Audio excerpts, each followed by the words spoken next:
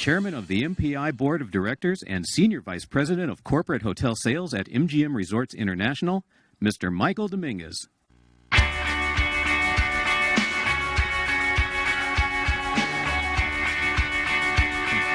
Good morning, everybody.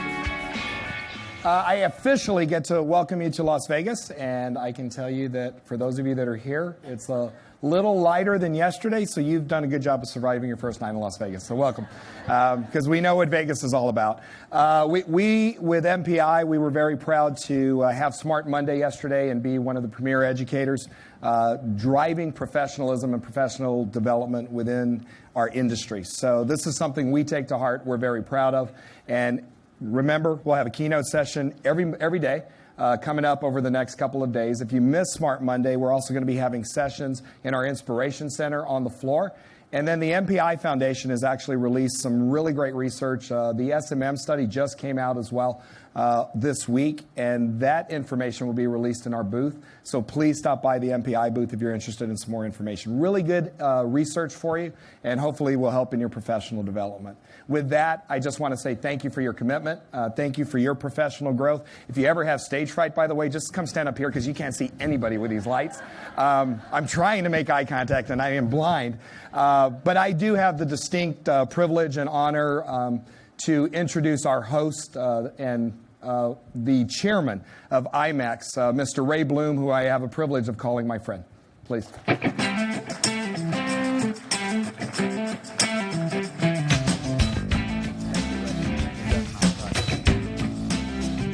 Good morning, everyone. I have the same view as Mike, by the way, of all of you. Welcome today's opening day of the third IMAX America. Delighted to have all of you with us. As Mike just said, yesterday was Smart Monday. It was very successful. The participation was very strong, and the feedback that we've received has been really excellent. We're very pleased, of course, and cherish our partnership, our strategic partnership with MPI. I'm absolutely delighted that my good friend Mike Dominguez is the chair this year.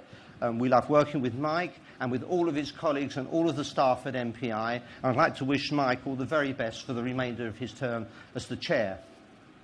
IMAX America this year has grown. You will see significant growth on the show floor, and indeed we're in different halls to previously.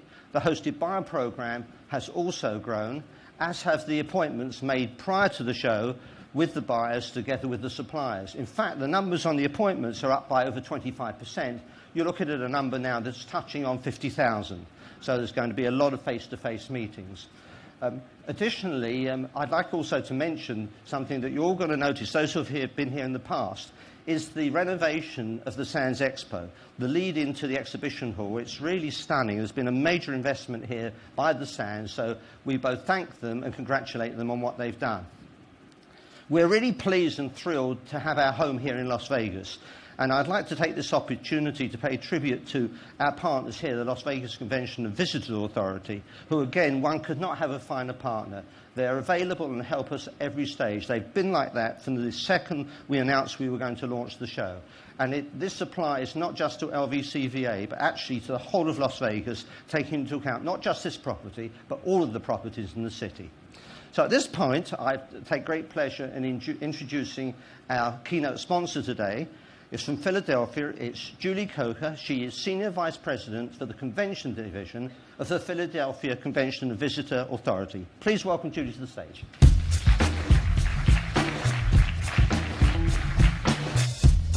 Thank you, Ray. Thank you. Good morning. Thank you, Ray. I say good morning, although it is 12 o'clock to my body on the East Coast, so I don't know whether I want a bagel or if I want a cheesesteak. I feel like I'm leaning more towards a cheesesteak, though. It is with my pleasure that I have the opportunity to introduce Eileen McDargh, our keynote for today.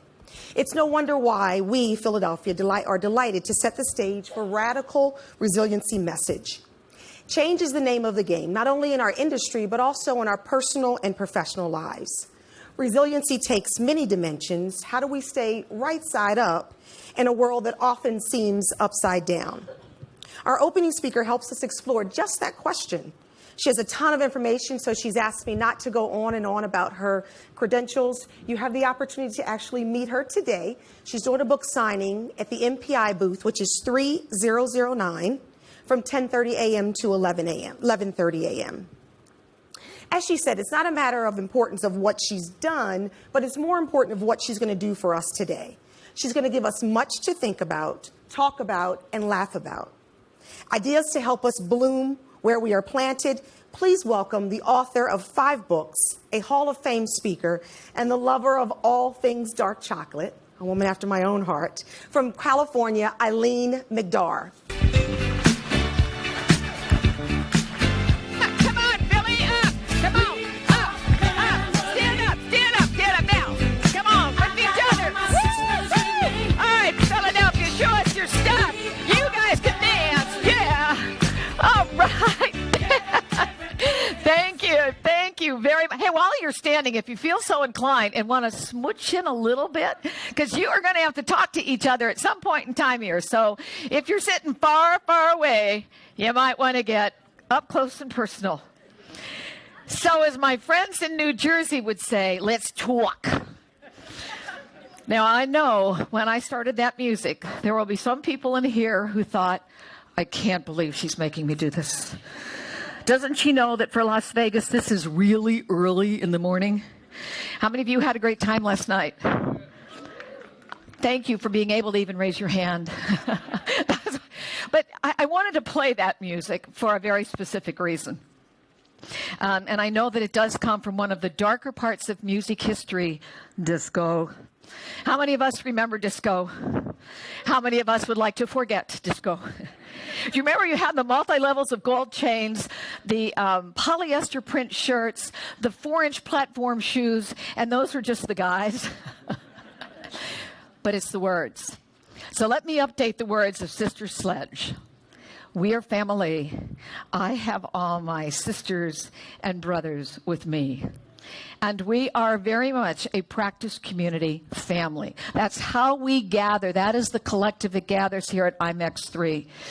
And as practice community families, no one understands better than the world of the meeting industries and the people who are here. No one knows better than the people who are here what have been the ups and downs, the trials and the tribulations of the last 8 to 5 plus years within this business.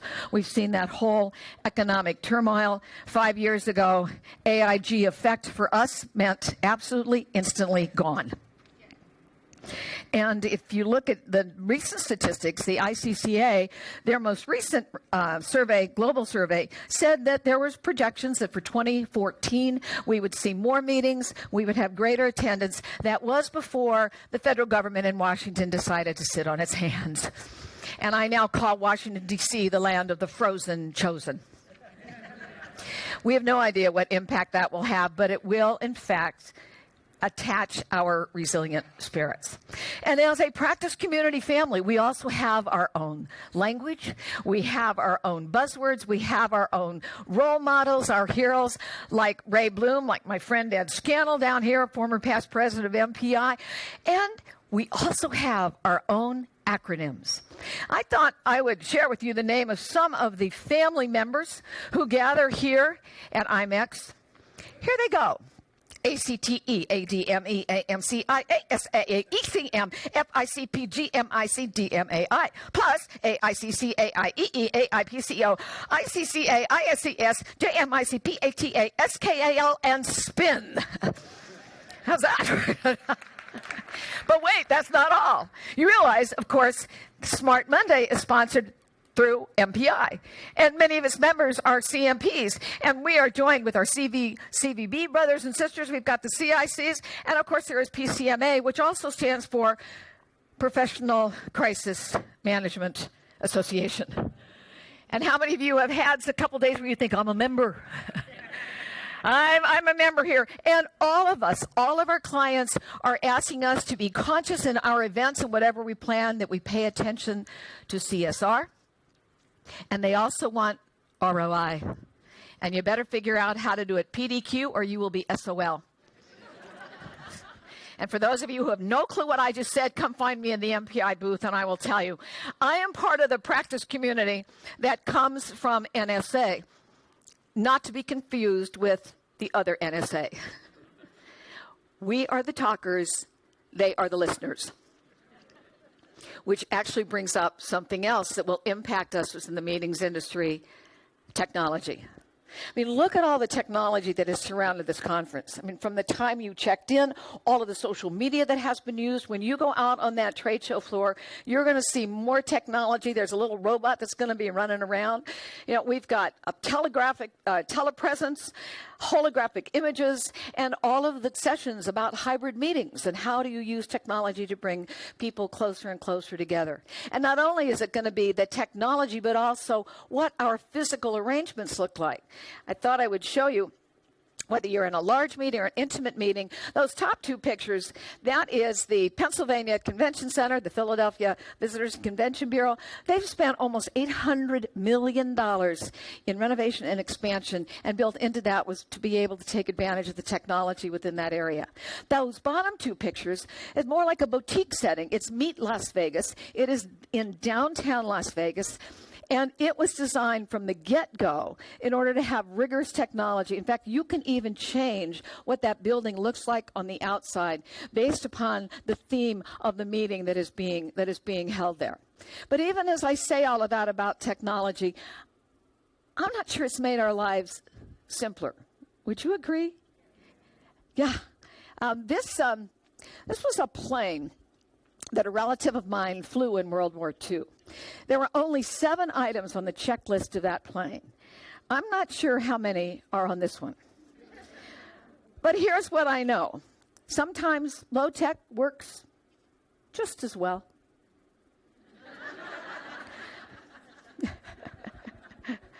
But I love this slide. I'm going to keep this slide. Some people will never even recognize that phone. But you know, you've got a limited budget. You can't afford a Bluetooth, or you can't afford a headset, rubber band, and a big phone works just well.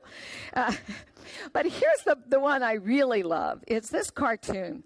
Technology advances, people stay the same. Will you notice the coffee cup? How many of us have done that? Coffee cup, briefcase, kid in a car seat, put it in. You see, I think this says everything about us as a human system. That this notion of resiliency is how do we take what is our wonderful, brilliant best, and it's sometimes we're just not as brilliant as we should be, and we do things like the coffee cup. So when I talk about this notion of radical resiliency, by the way, I did not give you a handout. I do hope you take notes. I know that in the area of adult education, if you don't write anything down, by the time you put your head on the bed tonight, you will have lost about 2/3 of what you came to get. But I also created for you, if you go to my website, as long as you can spell my name, you can get there. It's in the program, EileenMcDargh.com/IMEX. Make sure it's all capital letters. I put on there, it's a page just for you. There's a whole series of articles that I've written about resiliency so that you can download them, give them to your colleagues, use them so that the learning can continue. Well, let me tell you what I think resiliency is not. I don't think it's this. It is not bounce back. That's why I call it radical. I don't think there's going back. The dictionary defines it as back. But that's fine if you have a piece of wire that bends, but not for the human system. And I think now resiliency is needed in all parts of our lives. And I define it as the ability to grow through challenge or opportunity. And you end up wiser and better on the other side. So we need it in all parts of our life. I think now this is a living skill. So when I think about the notion of resiliency, I think there are 4 traits that a resilient leader has. The first one is adaptability. They say, Eileen, of course, we have to be adaptable. Everybody has that. It's the 2 words underneath it that makes it bigger. Requisite variety. Requisite variety says that the organism with the greatest number of responses to any situation is the one that survives. In other words, it's not enough to have just one other thing to do. I want to find as many options for myself. Now, let me give you an example of what happens if you don't have a lot of options. Years and years ago, this piece of research came across my desk that said passion and hunger produce the same look on a man's face. So when I shared that with the audience, and you can tell it was years and years ago, I had spoken to a corporate group, and they said, would you address the spouses? And all of the spouses were women. They were all wives. So as I shared that piece of research, passion and hunger produced the same look on a man's face. Someone sitting, right about there where you are, looked up at me in absolute horror and said, do you mean to tell me I could have just fed him? That is not requisite variety. So I want to spend some time talking about how do we increase our adaptability. Here's another skill. The next skill is agility. Agility, speed, coupled with wisdom. How fast can I get that the world has changed around me? And how can I respond to that? The third skill, I think it's an important skill, is laughability. Laughter is a great resiliency skill. It allows us to put things in perspective. And the fourth one is alignment. How can I stay centered on what's important for me? Now, what I want to do with those 4 skills is I want to superimpose them over top of a model. Some of you will recognize this model. It was the old Johari window. It's a model for group interaction created back in the 50s. It's great. I still use it when I do work within tech work teams.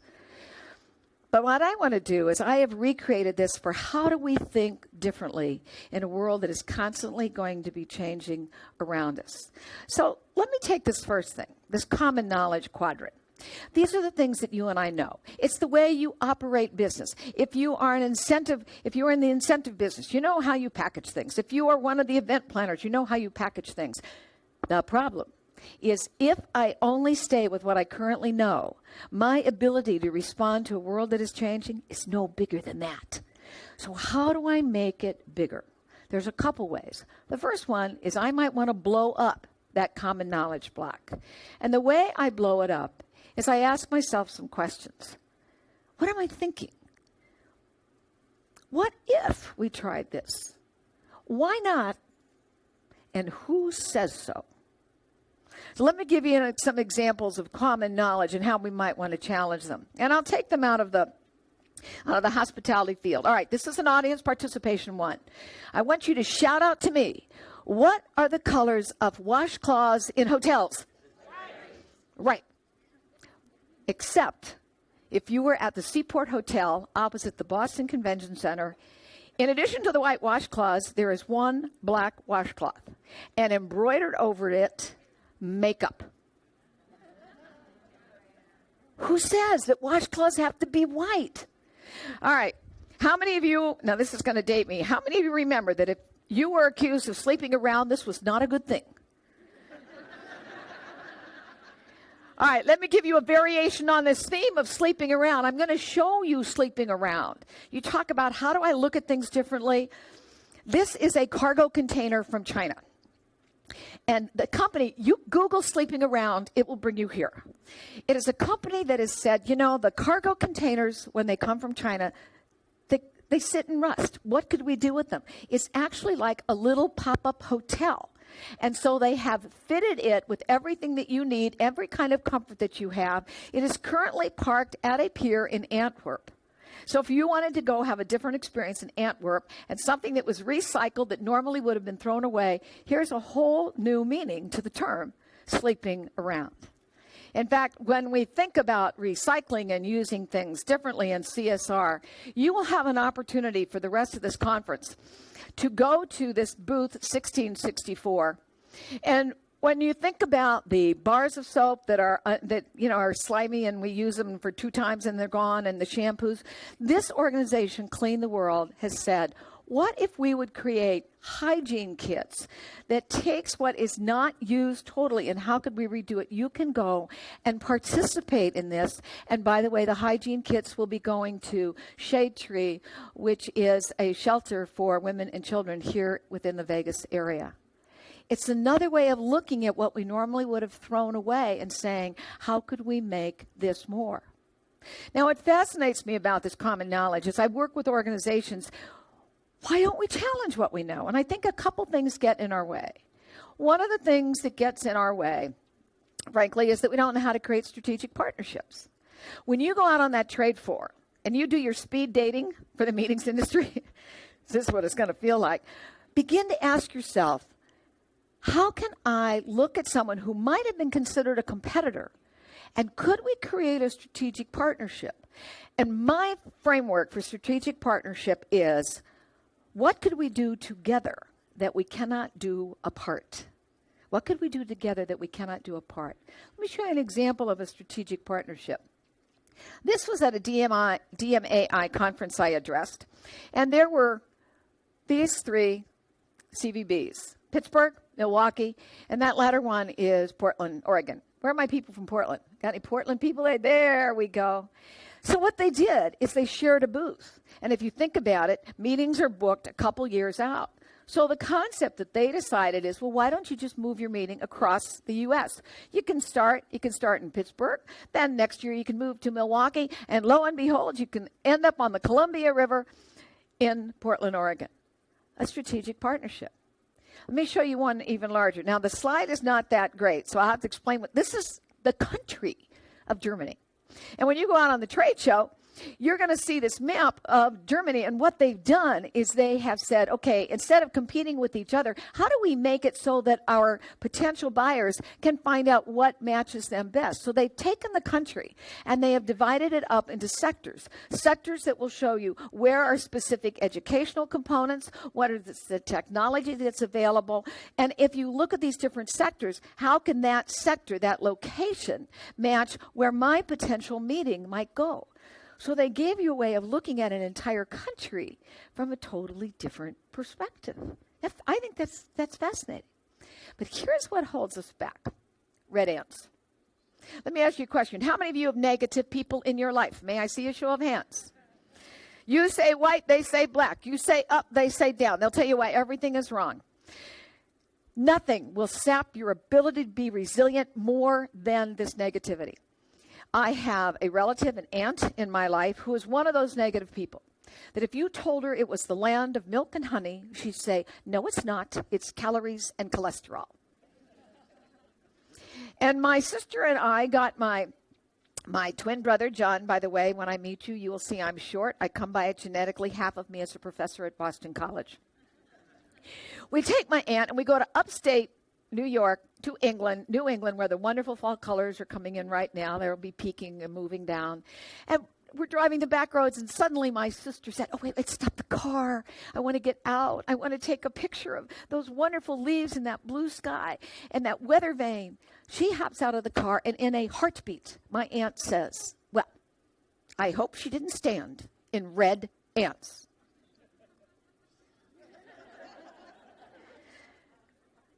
Do you know how hard you have to work to even think of that? Now, here's the scary thought. It could be genetic. So here's what I want you to do. I want you to look at the people sitting next to you, and I want you to make this motion, and I want you to say to them, no red ants, right now. No red ants. No red ants. Look at each other. No red ants. All right, now hold it up in front of your own nose. No red ants. You go on to that trade show. You start talking to your colleagues, and you have people going, oh, well, this is not. This might sound dumb, but I got to tell you, when I teach this to groups, it anchors that thought in their head, and they go around and they go, no red ants. Now, here's something that will help you with the red ants, is if we could practice intelligent optimism.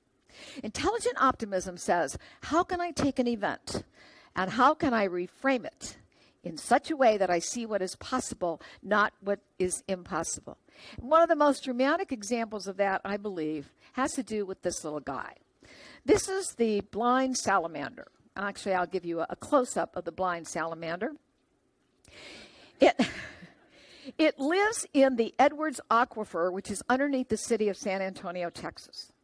I want you to know, since 1984, the Environmental Protection Agency told the city of San Antonio, you may not take any more water than you're currently doing out of the aquifer. The city of San Antonio practiced intelligent optimism and said, how can we use that to our advantage? San Antonio is now one of the most water precious conservation cities in the United States. It is using the same amount of water it used in 84, even though it has 2 million more people. And every child in San Antonio, at least to my understanding, can tell you what the water table is in that aquifer. They have figured out how to turn it around. So when you look at some of the events, how can I practice intelligent optimism? Intelligent optimism. Here's something else that I think sometimes holds us back. The past. We love it. We love it. It's so wonderful. And we're not even sometimes aware that we're hanging on to stuff that no longer serves us in our profession or in our personal lives. Let me ask a question. How many of you go to exercise on a regular basis? An exercise class, a class. Let me see a show of hands. Okay, sir, I see your name. And you are? Your name? Benny? Okay. Do we know each other? I thought so. He looked very familiar. All right, Benny, let's hope you play this one right. Benny, when you go to the exercise class, do you have your spot on the floor? Absolutely, he says. And what happens if someone's on your spot on the floor? He tries to move them out of the way. Oh, out of the way here, buddy. That's my spot. Those of you in exercise class, can you identify? If we get that rigid with where we stand on an exercise floor, guess how rigid we can be, and we're not even conscious of it. I want to show you a sign. My husband was in the hospitality field, managed country clubs. This is an old sign. I think now they've actually taken it out, thankfully. But I want you to look at the sign and think how many people walk past this sign on a golf course and absolutely never saw it. Any person except players caught collecting golf balls on this course will be prosecuted and have their balls removed.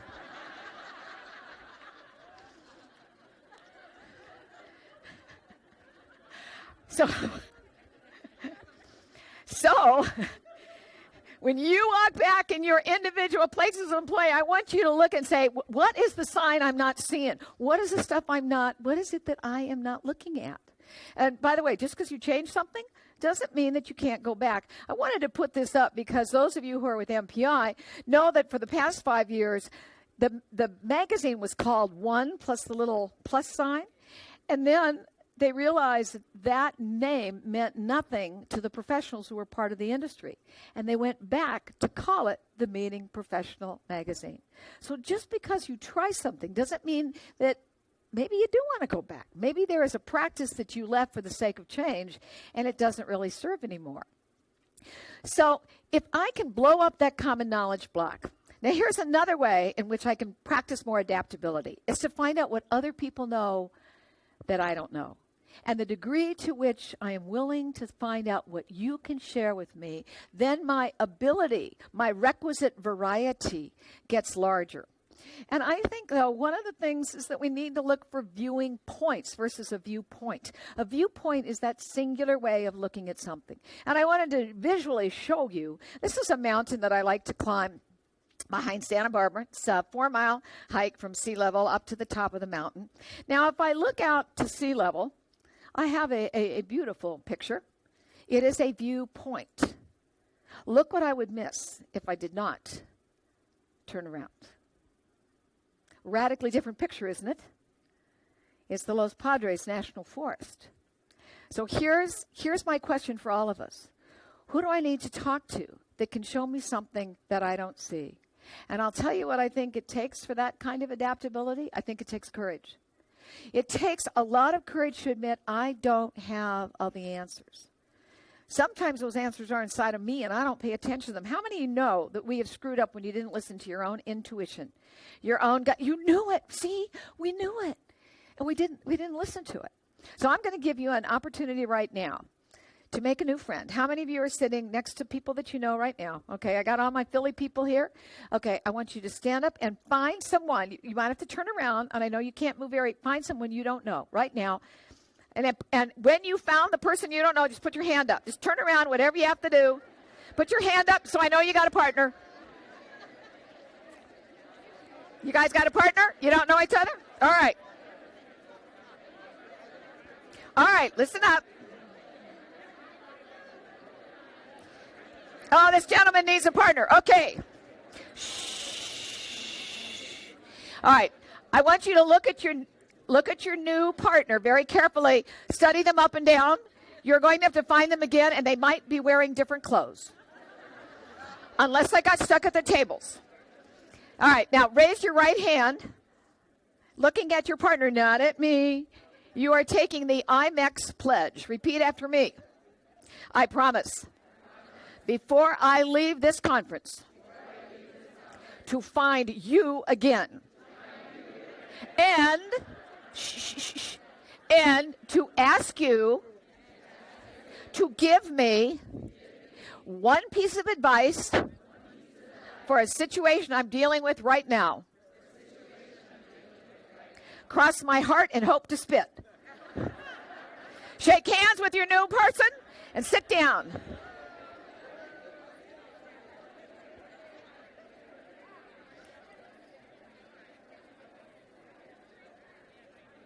Now, I know you have a lot of appointments, you have a lot of meetings, but I guarantee you, when we talk to someone who is totally unknown to us, you might be amazed as what they come up with. And you trade it with each other.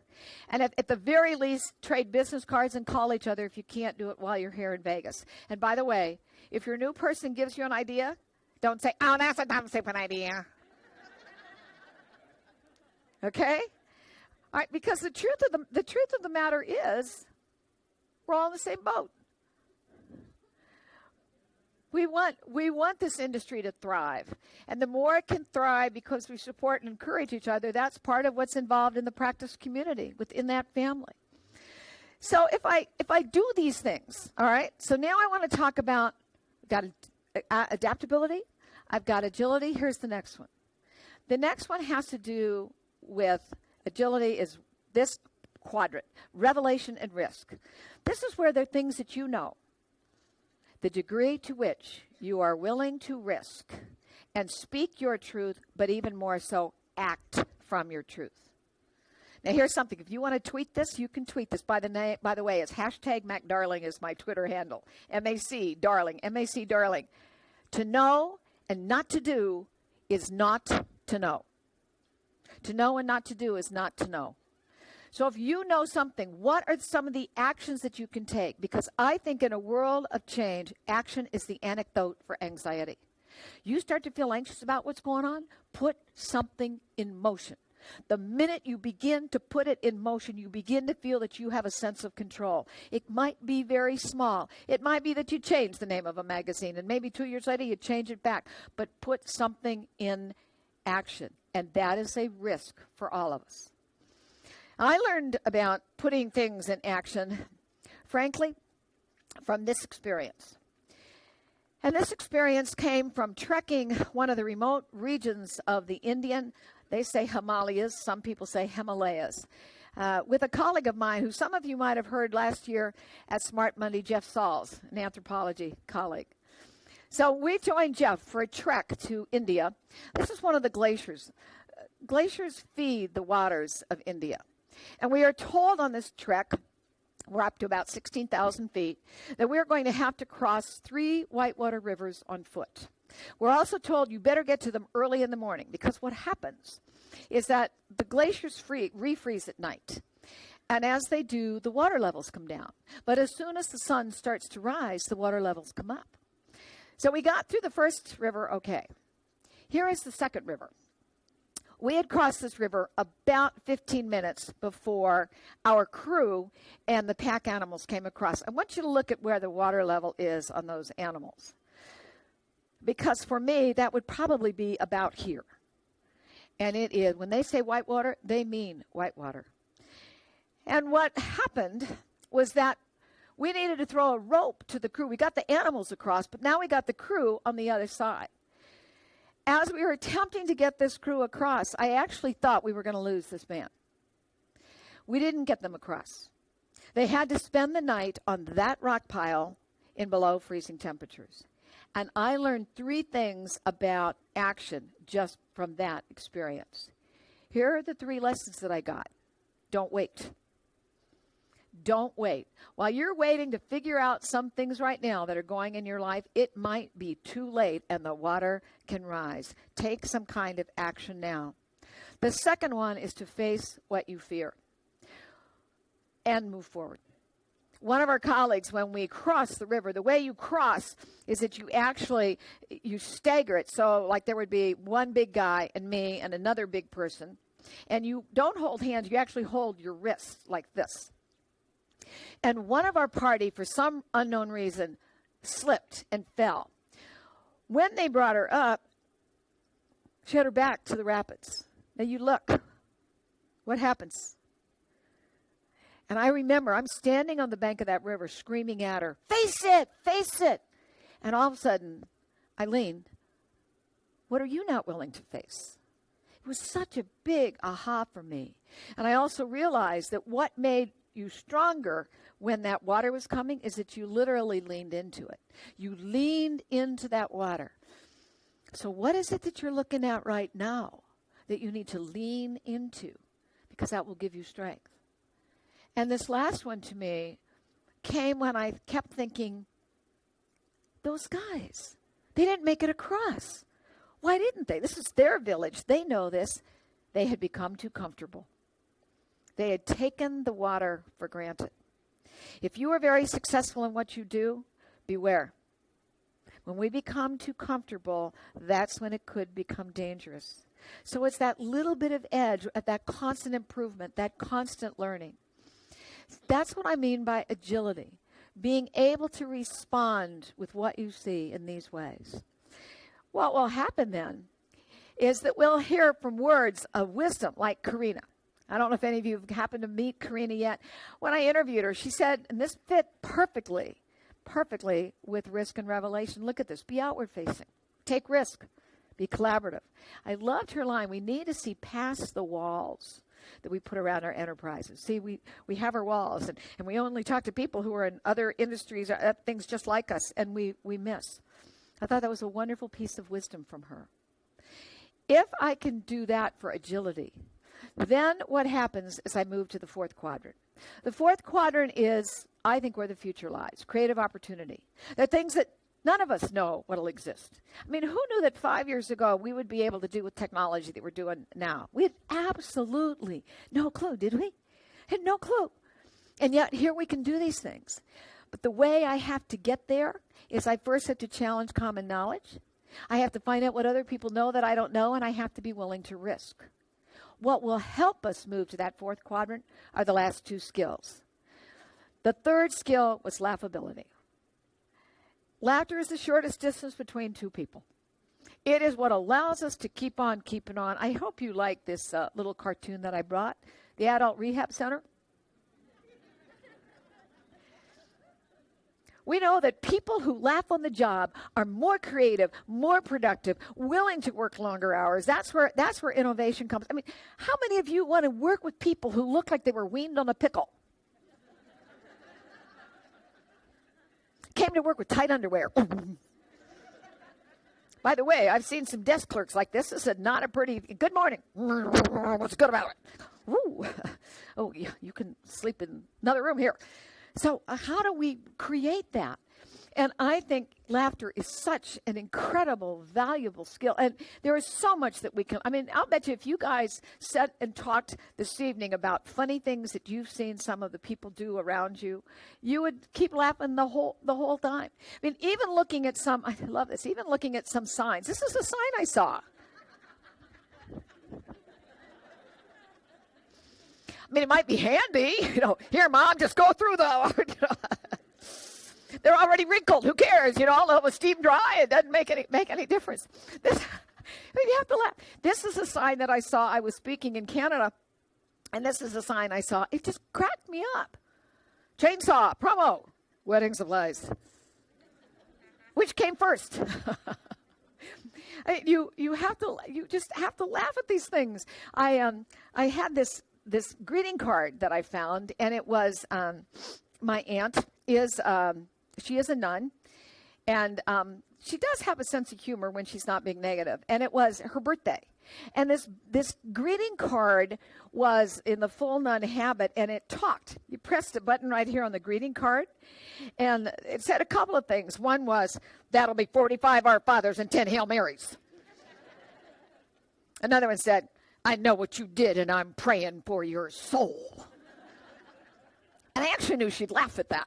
So I sent it off to her, and then I got to thinking, what about the postal carrier who reaches in and picks up that envelope? "I know what you did, and I'm praying for your soul." I mean, You just have to laugh at some of this stuff.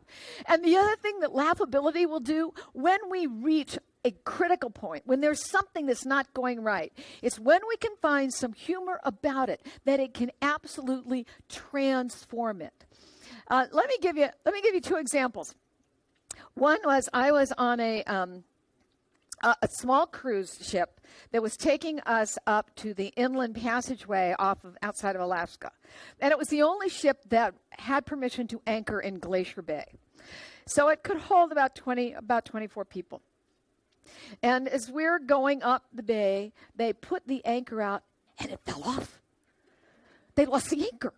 So we're not up to Glacier Bay yet, but you can't anchor in Glacier Bay if you ain't got no anchor. And so they had to figure out how to solve this problem. So they put the small ship over. There's a dock at Glacier Bay National Park. And they sent us off with a ranger to do a day exploration while they're trying to figure out what are we going to do about missing an anchor. When we came back on board, the crew on this ship had created an Anchors Away party. They were dressed in costume.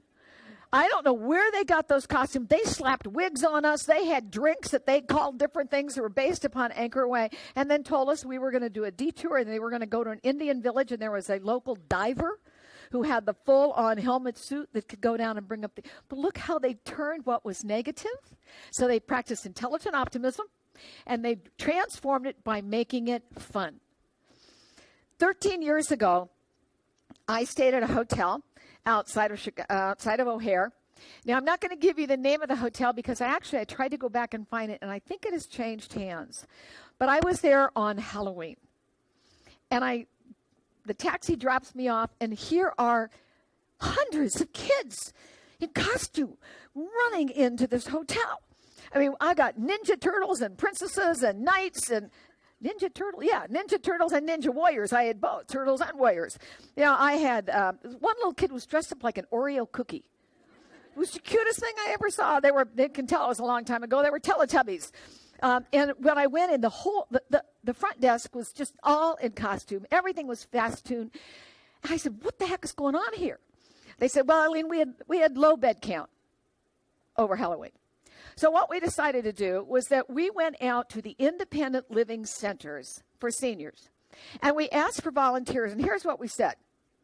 Would you be willing to come and spend one night in our hotel and have one meal on us if you will decorate the door of your sleeping room for Halloween and pass out candy that we will give you to the kids? Then they went to all of the preschools and elementary schools and said, come and have a party with us. And they told me you can't stay on the second or the third floor because those are reserved for the seniors.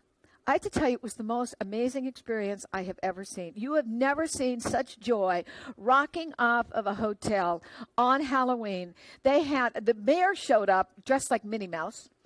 You can tell this was a long time ago because they had popcorn. We didn't popcorn, and we had hot dogs. We didn't have to worry about gluten-free and vegetarian and all this other stuff. The kids they had face painting. And then I followed a group of these kids with their parents as they walked down the hall. And it was so cute to watch these little kids in safety. It was cold and rainy outside. It's wonderful inside. Knock on the door. And here were the seniors who opened it up. I'll never forget, one woman was wearing a burlap bag. And she'd put a sign across the front that said, I'm the old bag. Now, I got to tell you, I think that was pretty darn clever. Negative thing, you got low bed count, and it was in a residential community. So now you've gone out to the community and you said, now when they think about where do you want to have a wedding? Where do you want to have a bar mitzvah? Where do you want to go? I now have a hotel that belongs to me because they took it. I thought it was genius myself. Now, when I say it can also help you when things are negative, I thought I'd share one on myself. 2 years ago, I was asked to speak for 100 senior women executives for a professional services corporation. So these senior women executives, they're CEOs, CIOs, CTOs, you name it, and they're from around the globe. And the professional services company had taken over the Montage Hotel. For those of you who are not from Southern California, the Montage is, how many of you know the Montage? gorgeous, huge property, and you can imagine what it cost to take over the Montage, which was absolutely lovely because that's only like about 5 miles from my house. And they very kindly said, you can come and stay if you'd like. Oh, I think I will. Could do that. The problem was, about 10 days before I was to speak, this tooth fell out. It's a crown. It totally came out. So I go to the dentist, and he's trying to do this temporary, and the temporary, we thought it would hold, but it wouldn't hold.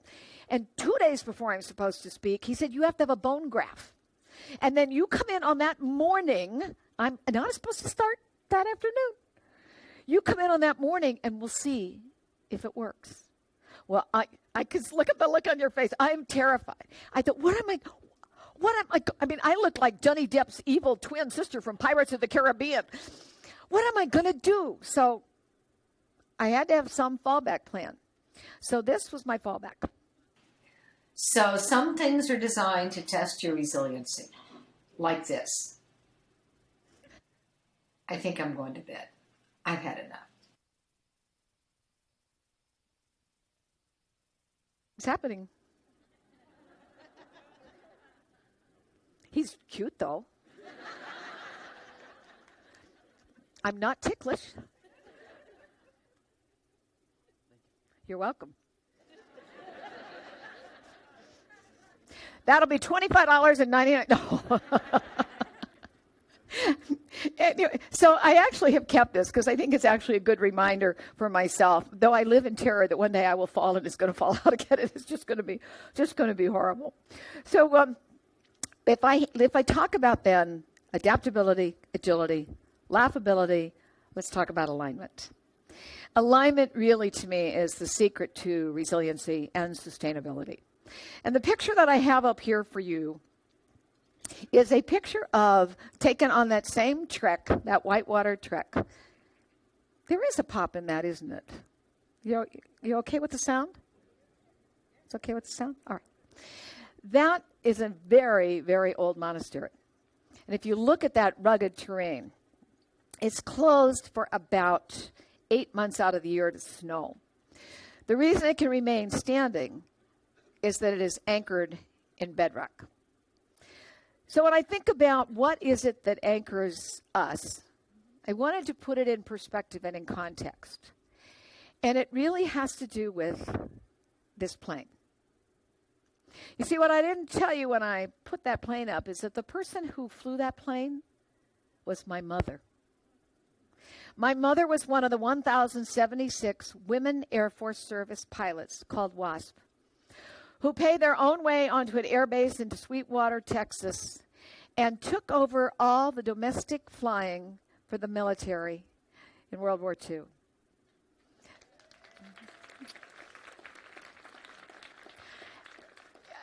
It's an amazing story. They flew 60 million air miles of domestic wartime duty.